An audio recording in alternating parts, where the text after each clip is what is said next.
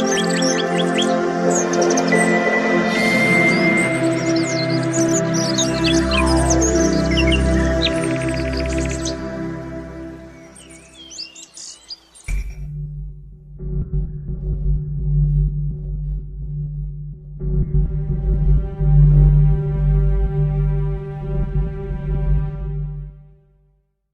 Friends, ನಾನು ಶ್ವೇತಾ ರಾಜೇಂದ್ರನ್ ಮಾತಾಡ್ತಾ ಇರೋದು.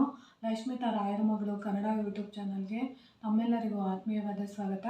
ಸ್ನೇಹಿತರೆ, ನಾನಿವತ್ತು ಯಾವೊಂದು ವಿಷಯದ ಬಗ್ಗೆ ಮಾತಾಡ್ತಾ ಇದ್ದೀನಿ ಅಂತಂದರೆ, ನಾಳೆ ಬಂದು ಹೊಸ ವರ್ಷ ಪ್ರಾರಂಭ ಆಗ್ತಾ ಇದೆ. ಆ ಹೊಸ ವರ್ಷಕ್ಕೆ ನಾನು ಒಂದು ಚಿಕ್ಕ ಅನುಷ್ಠಾನನ ನಾನು ನಿಮಗೆ ಹೇಳ್ಕೊಡ್ಬೇಕು ಅಂತ ಬಂದಿದ್ದೀನಿ.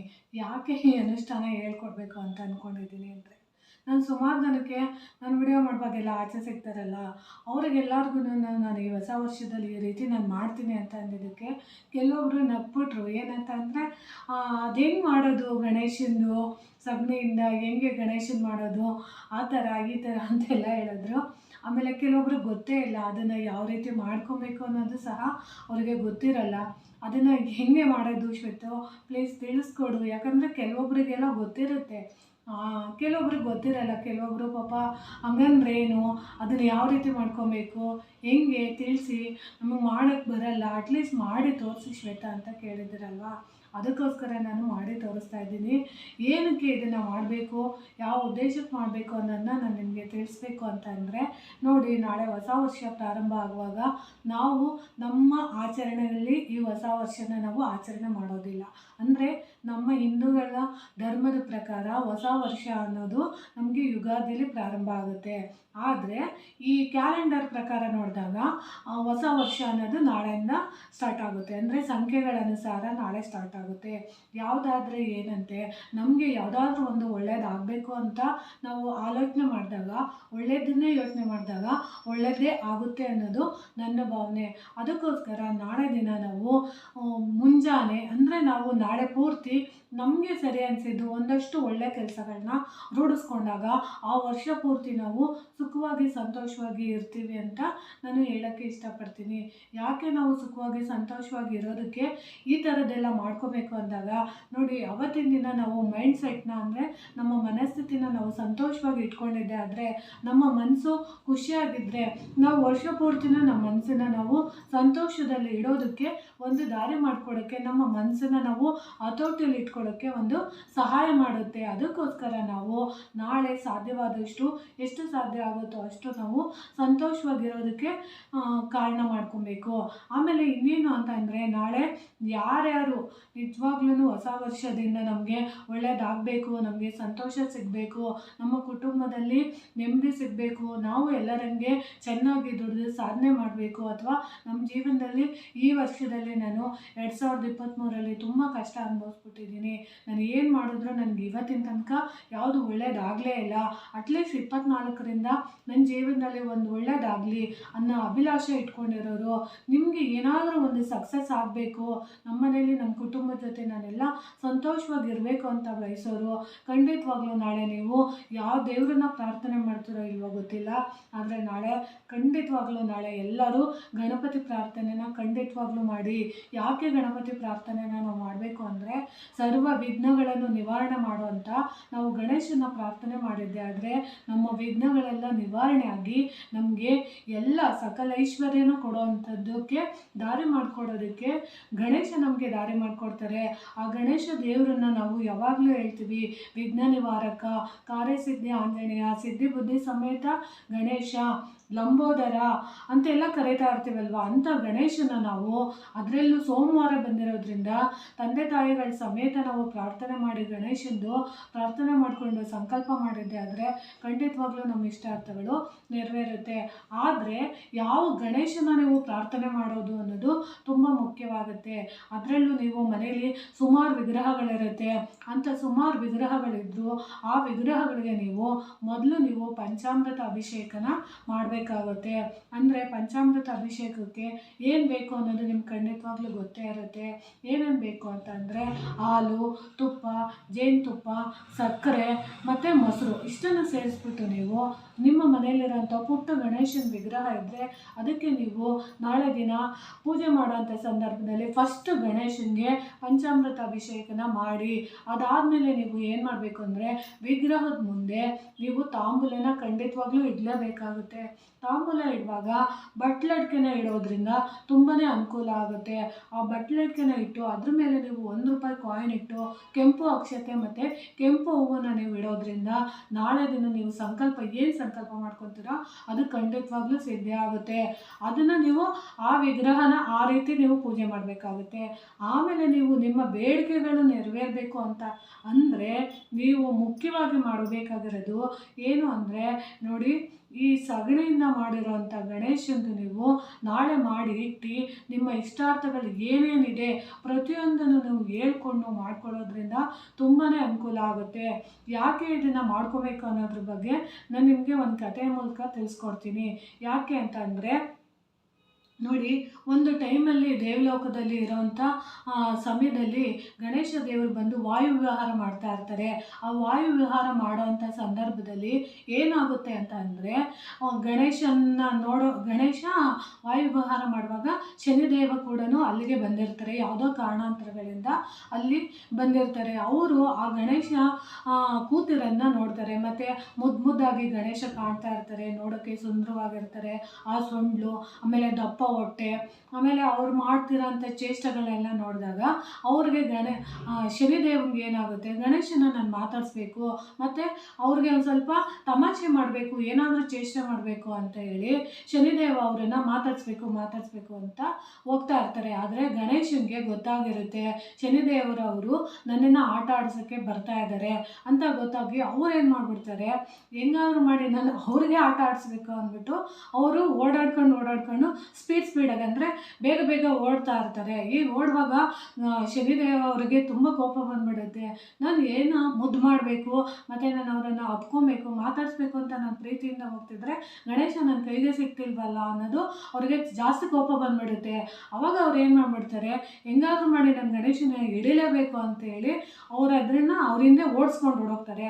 ಆಗ ಗಣೇಶ ಏನು ಮಾಡಿಬಿಡ್ತಾರೆ, ಅಲ್ಲೊಂದು ಹಸು ಇರುತ್ತೆ, ಆ ಹಸು ಹತ್ರ ಹೋಗಿ ಆಟ ಆಡ್ತಾ ಅಲ್ಲೇ ಹಂಗೆ ತಮಾಷೆ ಮಾಡ್ತಾ ಇರ್ತಾರೆ. ಆದ್ರೂ ಅವರು ಶನಿದೇವನ ಕೈ ಸಿಗ್ತಾ ಇರಲ್ಲ. ಅವಾಗ ಏನು ಮಾಡಿಬಿಡ್ತಾರೆ ಅಂದರೆ ಓಡೋಗ್ಬಿಟ್ಟು ಆ ಹಸುನ ಎದುರಿಗೆ ಒಂದು ಗರ್ಕೆ ಆಗಿಬಿಡ್ತಾರೆ. ಆ ಗರ್ಕೆ ಆದಾಗ ಶನಿದೇವ ಅವ್ರಿಗೆ ಕೋಪ ಬಂದುಬಿಡುತ್ತೆ. ಹೆಂಗಾದ್ರೂ ಮಾಡಿ ನಾನು ಹಿಡಿಲೇಬೇಕು ಅಂತ ಬಂದೆ, ಆದರೆ ಗರ್ಕೆ ಆಗಿಬಿಟ್ರಲ್ಲ ಅಂತ ಹೇಳ್ಬಿಟ್ಟು ಆ ಗರ್ಕೆನ ಏನು ಮಾಡಿಬಿಡುತ್ತೆ, ಆ ಹಸು ತಿಂದ್ಬಿಡುತ್ತೆ. ಆ ಹಸು ತಿಂದಾದ್ಮೇಲೆ ಏನು ಮಾಡ್ತಾರೆ, ತಿಂದಾದ್ಮೇಲೂ ಶನಿದೇವ ಬಿಡೋದಿಲ್ಲ. ಆ ಹಸುವಿನ ಹೊಟ್ಟೆ ಒಳಗಡೆಗೆ ಹೋಗಿ ಹುಡುಕಾಡ್ತಾರೆ, ಗಣೇಶ ಎಲ್ಲಿದ್ದಾನೆ ಅಂತ. ಆದರೆ ಗಣೇಶ ಆಗಲೇ ಹಸು ಗರ್ಕಿನ ತಿಂದಿದ ತಕ್ಷಣ ಏನಾಗ್ಬಿಡುತ್ತೆ, ಸಗಣಿ ಆಗ್ಬಿಟ್ಟು ಸಗಣಿ ಥರ ಆಚೆ ಬಿದ್ದುಬಿಡುತ್ತೆ. ಆಗ ಶನಿದೇವನಿಗೆ ತುಂಬ ಕೋಪ ಬಂದ್ಬಿಡುತ್ತೆ. ನಾನು ಎಲ್ಲೋ ಹಸುವಿನ ಹೊಟ್ಟೆಲೆಲ್ಲ ಹುಡ್ಕಿದ್ರೆ ಸಿಗಲಿಲ್ಲ, ಬಟ್ ಆದರೆ ಸಗಣಿಲಿ ಗಣೇಶ ಇದ್ದಾರಲ್ಲ ಅಂತೇಳಿ ಆ ಸಗಣಿನ ಮುಟ್ಟಕ್ಕೆ ಹೋದಾಗ ಅಸಹ್ಯ ಪಟ್ಕೊಂಡ್ಬಿಡ್ತಾರೆ ಶನಿದೇವ ಅವರು.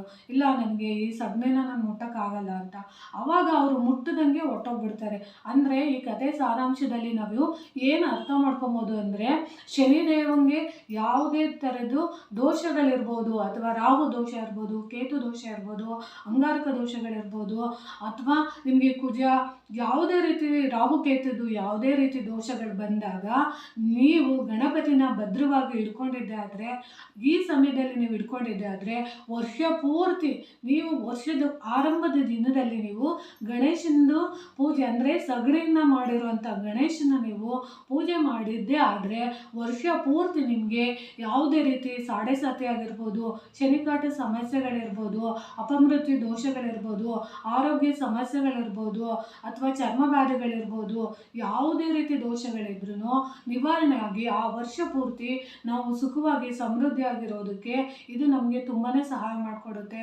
ಅದಕ್ಕೋಸ್ಕರ ನಾನು ಇದನ್ನು ಹೇಳ್ಕೊಡ್ತಾ ಇದ್ದೀನಿ. ನೀವು ಎಷ್ಟು ಸಾಧ್ಯ ಆಗುತ್ತೋ ಅಷ್ಟು ನಾಳೆ ದಿನ ಮನೆಗೆ ನೀವು ಬೆಳಗ್ಗೆ ಹೋಗಿದ ತಕ್ಷಣ ನೀವು ಏನಾದರೂ ಮನೆಗೆ ತರಬೇಕು ಬರಬೇಕು ಅಂತ ಆಸೆ ಪಟ್ಟರೆ ನಾಳೆ ಒಂದು ದಿನ ನೀವು ಬೆಳಗ್ಗೆಯಿಂದ ಸಂಜೆವರೆಗೂ ಮಾಡ್ಕೊಬೋದು. ಒಂದು ಸ್ವಲ್ಪ ಹಸುವಿನ ಸಗಣಿ ಅಂದ್ಬಿಟ್ಟು ನೀವೇನು ಮಾಡ್ಬಿಡ್ತೀರ ಅಂದರೆ ಎಲ್ಲೆಲ್ಲೋ ಯಾವುದೋ ರೀತಿ ಸಗಣಿ ಸಿಗುತ್ತೆ. ದಯವಿಟ್ಟು ಆ ಥರದ್ದೆಲ್ಲ ತಪ್ಪನ್ನ ಮಾಡೋಕ್ಕೆ ಹೋಗಬೇಡಿ. ಎಮ್ಮೆ ಸಗಣಿ ಬಂದು ಯಮನ ಸಂಕೇತ ಆಗಿರುತ್ತೆ. ಅದಕ್ಕೋಸ್ಕರ ಎಮ್ಮೆ ಸಗಣಿನ ದಯವಿಟ್ಟು ತರಕ್ಕೆ ಹೋಗಬೇಡಿ. ನೀವು ಸಗಣಿನ ನೀವು ಆಯ್ಕೆ ಮಾಡ್ಕೊಳ್ಳುವಾಗ ನೋಡಿ, ಸಗಣಿ ಇರುತ್ತಲ್ಲ, ಈ ಸಗಣಿ ಬಂದು ಹಸುವಿನ ಸಗಣಿ ಮಾತ್ರ ಆಗಿರಬೇಕು. ನಿಮಗೆ ಎಲ್ಲಾದರೂ ಗೊತ್ತಿರೋ ಅಂಥ ಹಸುಗಳು ಇರೋಂಥ ಮನೆಗೆ ಹೋಗಿ ನೋಡಿ, ಹಸು ಇಟ್ಟಿದೆಯಾ ಇಲ್ವಾ ಅಂತ ನೋಡಿ ಆ ಹಸು ಸಗಣಿನ ನೀವು ತಗೊಂಬರ್ಬೇಕಾಗುತ್ತೆ. ಸಗಣಿ ತಂದಾದ್ಮೇಲೆ ಅವತ್ತಿನ ದಿನ ನಾಳೆ ದಿನ ನೀವು ಗಂಜಲ ಸಿಕ್ಕಿದ್ರೆ ಹಸುವಿನ ಗಂಜಲನ ನೀವು ತಗೊಂಬನ್ನಿ. ಆಮೇಲೆ ನೀವೇನು ಮಾಡಬೇಕು ಅಂದರೆ ಹಾಲು, ಮೊಸರು, ಜೇನುತುಪ್ಪ, ಸಕ್ಕರೆ ಇದನ್ನೆಲ್ಲ ತೊಗೊಂಬಂದು ಅಭಿಷೇಕ ಮಾಡಿ, ಆಮೇಲೆ ಸಾಧ್ಯವಾದಷ್ಟು ನಾಳೆ ನೀವು ಪೂಜೆ ಮಾಡೋವಂಥ ಈ ಗಣೇಶನ ಎದುರಿಗೆ 5 ಬೆಲ್ಲದ ತುಂಡನ್ನ ನೀವು ಖಂಡಿತವಾಗ್ಲೂ ಇಡಿ. ಯಾಕಂದರೆ ಗಣೇಶನಿಗೆ ತಿಂಡಿ ಪ್ರಿಯ ಆಗಿರೋದ್ರಿಂದ ನೀವು ತಿಂಡಿನ ಕೊಡೋದ್ರಿಂದ ಗಣೇಶನಿಗೆ ತುಂಬಾ ಖುಷಿ ಆಗುತ್ತೆ. ಎಷ್ಟು ನೀವು ಸ್ವೀಟ್ ಕೊಡ್ತೀರಾ, ಲಾಡು ಕೊಡ್ತೀರಾ, ಮೋದಕ ಕೊಡ್ತೀರಾ, ಆದರೆ ನಾನಿಲ್ಲಿ ಹೇಳ್ಕೊಡೋಂಥ ಸಂದರ್ಭದಲ್ಲಿ ಕೆಲವೊಬ್ಬರ ಮನೇಲಿ ಆ ಕ್ಷಣದಲ್ಲಿ ಏನೂ ಇರಲ್ಲ, ಆದರೆ ಬೆಲ್ಲ ಅನ್ನೋದು ಮನೇಲಿ ಖಂಡಿತವಾಗ್ಲೂ ಇರುತ್ತೆ. ಆ ಬೆಲ್ಲದ ತುಂಡನ್ನ ನೀವು ಸ್ವಲ್ಪ, ಇಲ್ಲ 1 ತುಂಡಾದರೂ ಇಡ್ಬೋದು, ಇಲ್ಲ ಅಂದರೆ ಒಂದು 5 ತುಂಡಾದ್ರೂ ನೀವು ಗಣೇಶನಿಗೆ ಕೊಡೋದ್ರಿಂದ ನಿಮ್ಮ ಇಷ್ಟಾರ್ಥಗಳು ಖಂಡಿತವಾಗ್ಲೂ ನೆರವೇರುತ್ತೆ. ನಿಮ್ದು ಯಾವುದೇ ಒಂದು ಕೆಲಸ ಕಾರ್ಯಗಳು ಇಷ್ಟು ವರ್ಷದಲ್ಲೇ ನಮ್ಗೆ ನೆರವೇರೇ ಇಲ್ಲ, ಈ ವರ್ಷದಿಂದ ನಾನು ಎಲ್ಲನೂ ಬದಲಾಯಿಸ್ಕೊಂಡು ನಾನು ಗಣೇಶನ ಮುಖಾಂತರ ನನ್ನ ಇಷ್ಟಾರ್ಥಗಳನ್ನ ನಾನು ಕೇಳ್ಕೊತೀನಿ ಅಂತ ನೀವು ಸಂಕಲ್ಪ ಮಾಡಿಬಿಟ್ಟು ಈ ಗಣೇಶಂದು ಮಾಡಿಬಿಟ್ಟು ನೀವು ಇಟ್ಟು ಪೂಜೆ ಮಾಡೋದ್ರಿಂದ ಖಂಡಿತವಾಗ್ಲೂ ನಿಮ್ಮ ಇಷ್ಟಾರ್ಥಗಳು ಖಂಡಿತವಾಗ್ಲೂ ನೆರವೇರುತ್ತೆ ಅಂತ ನಾನು ಹೇಳೋಕ್ಕೆ ಇಷ್ಟಪಡ್ತೀನಿ. ಸಾಧ್ಯವಾದಷ್ಟು ನಾಳೆ ನೀವು ಕೆಟ್ಟ ಮಾತುಗಳನ್ನ ಆಡಬೇಡಿ, ಕೆಟ್ಟವ್ರ ಜೊತೆ ಹೋಗೋಕೆ ಹೋಗಬೇಡಿ. ಎಷ್ಟು ಸಾಧ್ಯ ಆಗುತ್ತೋ ಅಷ್ಟು ನೀವು ದೇವಸ್ಥಾನಗಳಿಗೆ ಹೋಗಿ, ಸಾಧ್ಯವಾದರೆ ಗಣೇಶನ ದೇವಸ್ಥಾನಗಳಿಗೆ ಹೋಗಿ, ಗಣೇಶನ ದೇವಸ್ಥಾನಕ್ಕೆ ಹೋದಾಗ ಗರಿಕೆ ತೊಗೊಂಡೋಗಿ ಕೊಡಿ, ಆಮೇಲೆ ಬಿಳಿ ಎಕ್ಕದ ಎಲೆ ತೊಗೊಂಡೋಗಿ ಕೊಡಿ, ಬಿಳಿ ಎಕ್ಕದ ಹೂವು ತೊಗೊಂಡೋಗಿ ಕೊಡಿ, ಆಮೇಲೆ ಕಡಲೆಕಾಳನ್ನ ಹಾರ ಮಾಡಿ ಕೊಡಿ. ನಿಮಗೆ ಎಷ್ಟು ಸಾಧ್ಯ ಆಗುತ್ತೋ ಅಷ್ಟನ್ನು ನೀವು ಮಾಡಿ ಅಂತ ನಾನು ತಿಳಿಸೋಕ್ಕೆ ಇಷ್ಟಪಡ್ತೀನಿ. ನೋಡಿ, ಅದನ್ನು ಯಾವ ರೀತಿ ಮಾಡ್ಕೊಬೇಕು ಅನ್ನೋದ್ರ ಬಗ್ಗೆ ನಾನು ನಿಮಗೆ ವಿಡಿಯೋದಲ್ಲಿ ತೋರಿಸ್ತೀನಿ. ಯಾಕಂದರೆ ನನಗೆ ನೆನ್ನೆ ಎಷ್ಟು ಜನ ಕೇಳಿದ್ದಾರೆ ಅಂತಂದರೆ, ಇಲ್ಲ ಶ್ವೇತು ನಮಗೆ ಮಾಡ್ಕೊಳ್ಳೋಕ್ಕೆ ಬರಲ್ಲ, ನಮಗೆ ಗೊತ್ತಿಲ್ಲ ಅಂತ ಎಲ್ಲ ಕೇಳಿದರು. ಅದಕ್ಕೋಸ್ಕರ ನಾನು ನಿಮಗೆ ಮಾಡಿ ತೋರಿಸ್ತಾ ಇದ್ದೀನಿ. ನನಗೆ ಎಷ್ಟೊಂದು ಜನ ಮಾಡ್ಕೊಂಡಿದ್ದೀರಾ, ಅದನ್ನೆಲ್ಲ ನಾನು ಇದನ್ನು ಮಾಡಿ ಏನಪ್ಪ ಶ್ವೇತಾ ಇದನ್ನು ಮಾಡಿ ತೋರಿಸ್ಬೇಕಂತ ಕೆಲವೊಬ್ರು ಅಂದ್ಕೊತಾರೆ. ಬಟ್ ಏನು ಮಾಡೋದು, ನಮಗೆ ಮಾಡೋಕ್ಕೆ ಬರೋದಿಲ್ಲ ಅಂತ ಸುಮಾರು ಜನ ಕೇಳಿದಾಗ ನಾವು ಮಾಡಿ ತೋರಿಸ್ಬೇಕಾಗಿರೋದು ನಮ್ಮ ಕರ್ತವ್ಯ. ಅದಕ್ಕೋಸ್ಕರ ನಾನು ಮಾಡಿ ತೋರಿಸ್ತಾ ಇದ್ದೀನಿ. ಇನ್ನೇನಿಲ್ಲ, ಇಲ್ಲಿ ಮಾಡಬಾರ್ದು ಅಥವಾ ಅವರು ನನಗೆ ಒಬ್ಬರೇ ಆಗಲಿ ಇಬ್ಬರೇ ಆಗಲಿ ಸುಮಾರು ಜನ ಕೇಳಿದ್ದಾರೆ. ಈಗ ಎಷ್ಟೊಂದು ಹಾಸ್ಟೆಲ್ ಹುಡುಗಿಯರು ಇರ್ತಾರೆ, ಬೇರೆ ಕಂಟ್ರಿಯಿಂದ ಬಂದಿರ್ತಾರೆ, ಅಂಥವ್ರೂ ಸಹ ನನ್ನ ಜೊತೆ ಕಾಂಟ್ಯಾಕ್ಟಲ್ಲಿ ಇರೋದ್ರಿಂದ ಅವರೆಲ್ಲ ಕೇಳ್ತಾರೆ, ಮಾಡಿಕೊಡಿ ಶ್ವೇತಾ, ಮಾಡಿ ತೋರಿಸಿ ಶ್ವೇತಾ ಅಂತ. ಅದಕ್ಕೋಸ್ಕರ ನಾನು ನಿಮಗೆ ತೋರಿಸ್ಕೊಡ್ತಿದ್ದೀನಿ. ನೋಡಿ ಹೆಂಗೆ ಸಾಧ್ಯ ಆಗುತ್ತೋ, ನಾನಿಲ್ಲಿ ಸಗಣಿ ಜಾಸ್ತಿ ಸಿಕ್ಕಿರೋದ್ರಿಂದ ನಾನು ನಿಮಗೆ ಮಾಡಿ ತೋರಿಸ್ತಾ ಇದ್ದೀನಿ. ಯಾಕಂದರೆ ತಪ್ಪದೇ ಮಾಡಿದ್ದೀನಿ, ನಿಮಗೆ ಚೆನ್ನಾಗಿ ಗೊತ್ತಾಗಲಿ ಅನ್ನೋ ಉದ್ದೇಶದಿಂದ. ನಿಮಗೆ ಹೆಂಗೆ ಸಾಧ್ಯ ಆಗುತ್ತೋ ಹಂಗೆ ನೀವು ಸಗಣಿನ ನೋಡಿ ಈ ಥರ ಉಂಡೆ ಮಾಡ್ಕೊಳ್ಳಿ. ಯಾಕಂದರೆ ಸಗಣಿನ ನೀವು ತಗೊಳ್ಳುವಾಗ ದಯವಿಟ್ಟು ತೆಳ್ಳಗಿರೋ ಸಗಣಿಗಳೆಲ್ಲ ತಗೊಳಕ್ಕೆ ಹೋಗ್ಬೇಡಿ. ಎಮ್ಮೆ ಸಗಣಿನ ದಯವಿಟ್ಟು ತೊಗೊಬೇಡಿ, ಹಸುವಿನ ಸಗಣಿನ ಮಾತ್ರ ನೀವು ತಗೊಳ್ಳಿ. ಆಮೇಲೆ ನೀವು ಒಂದು ಸ್ವಲ್ಪ ಇದನ್ನೆಲ್ಲ ಹಿಂಗೆ ತಟ್ಕೊಳ್ಳಿ. ಯಾಕಂದರೆ ನೋಡಿ, ಅಂದರೆ ಬಿದ್ದೋಗ್ಬಿಡುತ್ತೆ. ನೀವು ಒಂದು ಸ್ವಲ್ಪ ಇದನ್ನೆಲ್ಲ ಹಿಂಗೆ ತಟ್ಕೊಂಡು ಒಂದು ಸ್ವಲ್ಪ ಪ್ರಮಾಣ ಮಾಡಿಕೊಂಡು, ಇಲ್ಲೇ ನಾನು ದಪ್ಪದು ತೋರಿಸ್ತಿದ್ದೀನಿ, ನಿಮ್ಗೆ ಎಷ್ಟು ಸಿಗುತ್ತೋ ಅಷ್ಟು ಇಷ್ಟೇ ಮಾಡಿ, ಇಷ್ಟಪ್ಪನೇ ಮಾಡಿ ಅಂತ ನಾನು ಖಂಡಿತವಾಗ್ಲೂ ಹೇಳಲ್ಲ. ನಿಮ್ಗೆ ಎಷ್ಟು ಸಾಧ್ಯ ಆಗುತ್ತೋ ಅಷ್ಟನ್ನು ನೀವು ಇಲ್ಲಿ ಮಾಡಿ ನೋಡಿ. ಈ ಥರ ಮಾಡ್ಕೊಳ್ಳಿ ಗಣೇಶನಿಗೆ ಹಿಂಗೆಲ್ಲ ನೋಡಿ, ಇದನ್ನೆಲ್ಲ ಹಿಂಡಿ ಹಿಂಗೆಲ್ಲ ಮಾಡಿ ನೋಡಿ. ಅದೆಲ್ಲ ಈ ಥರ ಹಿಂಗೆ ಆಗಬಾರ್ದು ನೋಡಿ. ನೋಡಿ ಹಿಂಗೆಲ್ಲ ಮಾಡಿಕೊಂಡು ಟೈಟ್ ಸ್ವಲ್ಪ ಹಿಂಗೆಲ್ಲ ಇದು ಮಾಡಿಕೊಂಡು ನೀವು ನೋಡಿ ಹಿಂಗೆಲ್ಲ ಮಾಡಿಕೊಂಡು ನೋಡಿ. ನೋಡಿ ನೋಡಿ, ಈ ರೀತಿ ನೀವು ಗಣೇಶನಿಗೆ ನಿಮಗೆ ಹಿಂಗೆ ನೋಡಿ.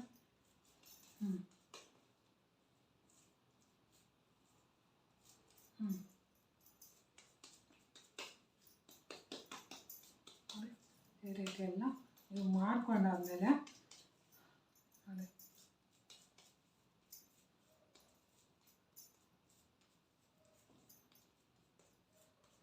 ಗೊತ್ತಾಗ್ತಿದೆಯಾ?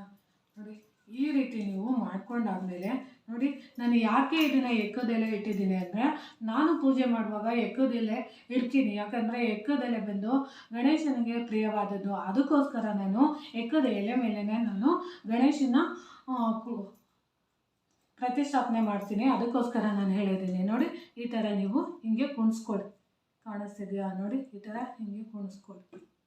ಈ ಥರ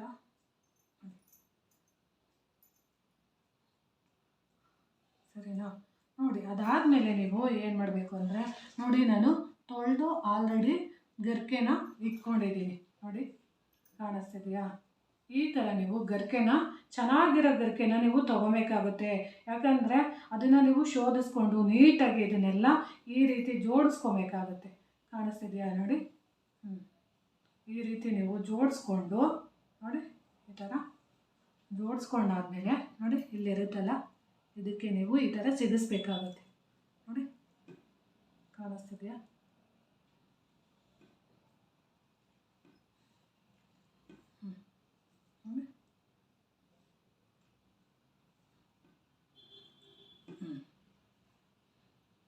ಈ ಥರ ನೀವು ಸಿಗಿಸ್ಕೊಬೇಕಾಗುತ್ತೆ. ನೋಡಿ ಈ ರೀತಿ ನೀವು ಸಿಗಿಸ್ಕೊಂಡಾದ್ಮೇಲೆ ಇಲ್ಲಿ ನೀವು ಡೆಮೋ ಥರ ನಾನು ತೋರಿಸಿದ್ದೀನಿ ನೋಡಿ. ಇದಕ್ಕೆ ನೀವು ಏನು ಮಾಡಬೇಕು ಅಂತ ಅಂದರೆ, ಆಮೇಲೆ ನೀವು ಇಲ್ಲಿಗೆ 1 ನಿಮಿಷ ಕೈ ತೊಳ್ಕೊತೀನಿ.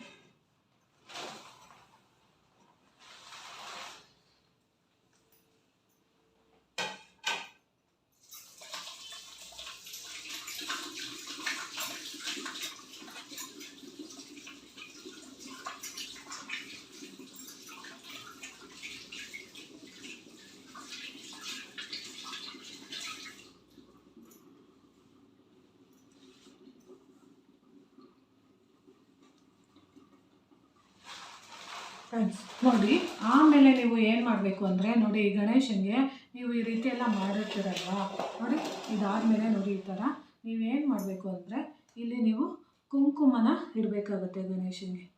ನೋಡಿ ಈ ಥರ ಕುಂಕುಮ ಇಡಿ. ಆಮೇಲೆ ನೀವು ಕುಂಕುಮ ಇಟ್ಟು ನೀವು ಹೂವನ್ನ ಅಲಂಕಾರ ಮಾಡ್ಬೋದು. ಅದು ಕೆಂಪು ಹೂವನೇ ಇಡಬೇಕಾಗುತ್ತೆ. ನೀವು ಆಮೇಲೆ ಗೆಜ್ಜೆ ಬತ್ತಿನ ಹಾಕ್ಬೇಕಂದ್ರೆ ಗೆಜ್ಜೆ ವಸ್ತ್ರನ ನೀವು ಇಡಬೇಕಾಗುತ್ತೆ. ಗೆಜ್ಜೆ ವಸ್ತ್ರ ಇಟ್ಟು ಆಮೇಲೆ ನೀವು ನಿಮ್ಮ ಮನೆಯಲ್ಲಿರುವಂಥದ್ದು ಹೇಳಿದ್ನಲ್ಲ ಸ್ವೀಟು, ಅದನ್ನು ನೀವು ಇಡ್ಬೋದು. ಅಂದರೆ ನಿಮಗೆ ಎಷ್ಟು ಸಾಧ್ಯ ಆಗುತ್ತೋ, ಇಲ್ಲ ಲಾಡು ಇಡ್ತೀನಿ ಅಂದರೆ ಲಾಡು ಇಡ್ಬೋದು, ಮೋದಕ ಇಡ್ತೀನಿ ಅಂದರೆ ಇಲ್ಲ ಮೋದಕ ಇಡ್ಬೋದು. ನಿಮ್ಮ ಮನೇಲಿ ನೀವು ಏನು ಇಡಬೇಕು ಅಂತ ಬಯಸ್ತೀರೋ ಅದನ್ನು ನೀವು ಇಟ್ಟು ನೀವು ನಾಳೆ ಕೇಳ್ಕೊಬೋದು. ಖಂಡಿತವಾಗ್ಲೂ ಇದೊಂದನ್ನು ನೀವು ಮಾಡ್ಕೊಳ್ಳಿ. ವರ್ಷ ಪೂರ್ತಿ ನಿಮಗೆ ನೀವು ಅಂದ್ಕೊಂಡಿರೋ ಕೆಲಸ ಕಾರ್ಯಗಳೆಲ್ಲ ವಿಘ್ನಗಳಿಂದ ನಿವಾರಣೆ ಆಗಿ ಎಲ್ಲನೂ ನಿಮಗೆ ಯಶಸ್ಸು ಮತ್ತು ಕೀರ್ತಿ ಕೊಡುತ್ತೆ ಅಂತ ನಾನು ಹೇಳೋಕ್ಕೆ ಇಷ್ಟಪಡ್ತೀನಿ. ಆಮೇಲೆ ನೀವು ಏನು ಮಾಡಬೇಕು ಅಂದರೆ, ನಾಳೆ ನೀವು ಮಾಡೋಂಥ ಸಂದರ್ಭದಲ್ಲಿ ದಯವಿಟ್ಟು ಹೇಳ್ತೀನಿ ನೋಡಿ, ಸುಮ್ಮನೆ ಏನೋ ಕಾಟಾಚಾರಕ್ಕೆ ಮಾಡ್ತೀನಿ, ಇದನ್ನೆಲ್ಲ ಮಾಡೋದ್ರಿಂದ ನನಗೆ ಒಳ್ಳೇದಾಗ್ಬಿಡುತ್ತೆ ಅಂತ ಯಾವುದೋ ಒಂದು ಮನಸ್ಸಿಂದ ನೀವು ಯಾವುದೋ ಒಂದು ಕೆಟ್ಟ ಮನಸ್ಸಿಂದ ದಯವಿಟ್ಟು ಮಾಡೋಕ್ಕೆ ಹೋಗ್ಬೇಡಿ. ಒಳ್ಳೆ ಮನಸ್ಸಿಂದ ನೀವು ಮಾಡಿದ್ದೆ ಆದರೆ ಖಂಡಿತವಾಗ್ಲೂ ಹೇಳ್ತೀನಿ ತುಂಬಾ ಒಳ್ಳೆಯದಾಗುತ್ತೆ. ನೀವು ಎಷ್ಟು ಒಳ್ಳೆ ಮನಸ್ಸಿಂದ ನೀವು ಗಣೇಶನ ಪ್ರೀತಿಯಿಂದ ಕರಿತೀರೋ ಅಷ್ಟು ನಿಮಗೆ ಗಣೇಶ ದೇವರು ಖಂಡಿತವಾಗ್ಲೂ ನಿಮಗೆ ಒಳ್ಳೆಯದನ್ನ ಮಾಡ್ತಾರೆ. ಆಮೇಲೆ ಇದ್ರ ಮೇಲೆ ನೀವು ಅರಿಶಿನ ಕುಂಕುಮ ಜಾಸ್ತಿ ಸುರಿಯೋಕೆ ಹೋಗ್ಬಿಡಿ. ಯಾಕಂದರೆ ನೀವು ಜಾಸ್ತಿ ಸುರಿದಾಗ ಸಗಣಿ ಬಂದು ಅದ್ರ ಮೇಲೆ ನೀರೇನಾದರೂ ಬಿತ್ತು ಅಂದರೆ ಅದು ಒಡೆದೋಗೋಂಥ ಚಾನ್ಸಸ್ ಇರುತ್ತೆ. ಅದಕ್ಕೋಸ್ಕರ ನಾನು ಹೇಳ್ತೀನಿ, ಇದಕ್ಕೆ ಗೆಜ್ಜೆ ಬತ್ತಿ ಹಾಕ್ಬೋದು, ಆಮೇಲೆ ಅರಿಶಿನ ಕುಂಕುಮ ಹಾಕ್ಬೋದು. ಈ ರೀತಿ ನೀವು ಮಾಡಿ ಆಮೇಲೆ ಸಾಧ್ಯವಾದಷ್ಟು ನಾಳೆ ಎಷ್ಟು ಸಾಧ್ಯ ಆಗುತ್ತೋ ಅಷ್ಟು ನೀವು ಗಣೇಶನ ದೇವಸ್ಥಾನಕ್ಕೆ ಹೋದಂಥ ಸಂದರ್ಭದಲ್ಲಿ ನಿಮ್ಮ ಕೈಯಲ್ಲಿ ಸಾಧ್ಯವಾದಷ್ಟು ಅನ್ನದಾನನ ಮಾಡಿ. ನಿಮ್ಮ ಕೈಯಲ್ಲಿ ಏನಾದರೂ ಮಾಡಬೇಕು ಅಂತ ಅನಿಸಿದ್ರೆ ಮಾಡಿ. ಯಾಕಂದರೆ ನಾಳೆ ನೀವು ಒಬ್ಬರಿಗೆ ಒಂದೆರಡು ತುತ್ತು ನೀವು ಅನ್ನನ ಕೊಟ್ಟಿದ್ದೆ ಆದರೆ ಅದು ನಿಮಗೆ ವರ್ಷ ಪೂರ್ತಿ ನಿಮಗೆ ಅನ್ನ ಸಿಗೋದಕ್ಕೆ ಸಹಾಯ ಮಾಡುತ್ತೆ ಅಂತ ನಾನು ತಿಳಿಸೋಕ್ಕೆ ಇಷ್ಟಪಡ್ತೀನಿ. ಸ್ನೇಹಿತರೆ, ನಿಮಗೆ ಈ ಮಾಹಿತಿ ಇಷ್ಟ ಆಗಿದ್ದರೆ ದಯವಿಟ್ಟು ನನ್ನ ಚಾನಲ್ನ ಸಬ್ಸ್ಕ್ರೈಬ್ ಮಾಡ್ಕೊಂಡು ನೋಡಿ, ಹೆಚ್ಚೆಚ್ಚು ವಿಡಿಯೋನ ಶೇರ್ ಮಾಡಿ ಮತ್ತು ಲೈಕ್ ಮಾಡಿ. ಹೊಸದಾಗಿ ಯಾರಾದರೂ ನನ್ನ ಚಾನಲ್ನ ನೋಡ್ತಾ ಇದ್ದರೆ ದಯವಿಟ್ಟು ಸಬ್ಸ್ಕ್ರೈಬ್ ಮಾಡ್ಕೊಂಡು ನೋಡಿ. ಯಾಕೆ ನೀವು ಸಬ್ಸ್ಕ್ರೈಬ್ ಮಾಡ್ಕೊಂಡು ನೋಡಬೇಕು ಅಂದರೆ, ನಾನು ಮಾಡೋವಂಥ ಪ್ರತಿಯೊಂದು ವೀಡಿಯೋನು ನಿಮಗೆ ನೋಟಿಫಿಕೇಷನ್ ಮುಖಾಂತರ ಬರ್ತಾ ಇರುತ್ತೆ. ಆವಾಗ ನೀವು ನೋಡ್ಬೋದು ಅಂತ ನಾನು ತಿಳಿಸೋಕ್ಕೆ ಇಷ್ಟಪಡ್ತೀನಿ. ದಯವಿಟ್ಟು ನನ್ನ ಚಾನಲ್ನ ಸಬ್ಸ್ಕ್ರೈಬ್ ಮಾಡ್ಕೊಂಡು ನೋಡಿ ಅಂತ ತಿಳಿಸೋಕ್ಕೆ ಇಷ್ಟಪಡ್ತೀನಿ. ಧನ್ಯವಾದಗಳು ಸ್ನೇಹಿತರೆ.